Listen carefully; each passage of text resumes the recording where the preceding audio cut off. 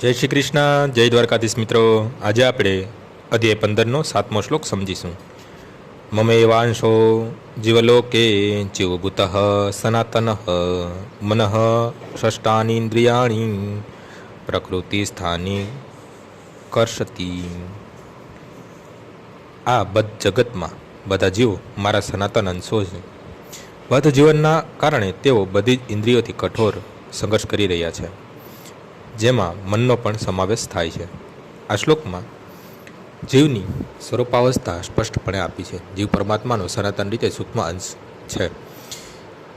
એવું નથી કે તે બદ્ધ જીવનમાં એક વ્યક્તિત્વ ધારણ કરે છે અને મુક્ત અવસ્થામાં પરમેશ્વર સાથે એક થઈ જાય છે. તે સનાતન રીતે અંશ તરીકે જ રહે છે. અહીં સ્પષ્ટ રીતે સનાતન કહેવામાં આવ્યું છે. વૈદિક મતાનુસાર પરમેશ્વર પ્રકટ થઈને સ્વયં અસંખ્ય વિસ્તારોમાં વિસ્તાર કરે છે, જેમાંના મુખ્ય વિસ્તારો વિષ્ણુ તત્વ કહેવાય છે અને ગૌણ વિસ્તારો જીવાત્માઓ કહેવાય છે.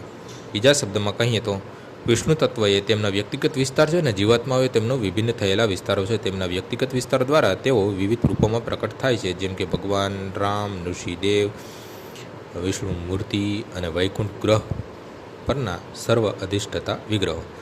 વિભિન્ન અંશો રૂપે જીવો સનાતન રીતે ભગવાનના સેવકો હોય છે. પૂર્ણ પુરુષોત્તમ પરમેશ્વરના વ્યક્તિગત વિસ્તારો તેમના પૂર્ણ અંશો હંમેશા વિદ્યમાન રહે છે. તે જ પ્રમાણે વિભિન્ન અંશો જીવોને તેમની પોતાની ઓળખ હોય છે.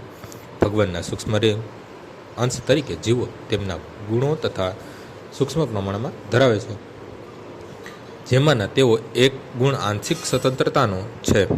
દરેક જીવને વ્યક્તિગત આત્મા તરીકે તેનું પોતાનું આગવું વ્યક્તિત્વ તથા સૂક્ષ્મ પ્રમાણમાં સ્વતંત્રતા હોય છે. તે સ્વતંત્રતાનો દુરુપયોગ કરવાથી જીવ બદ્ધ થાય છે, પણ સ્વતંત્રતાના સદુપયોગથી તે હંમેશા મુક્ત અવસ્થામાં રહે છે. આ બેમાંથી કોઈ પણ સ્થિતિમાં તે ગુણાત્મક રીતે પરમેશ્વરની જેમ સનાતન રહે છે. તેની મુક્ત અવસ્થામાં તે આ ભૌતિક દશામાંથી મુક્તિ પામે છે અને ભગવાનની દિવ્ય સેવામાં પરોવાયેલો રહે છે.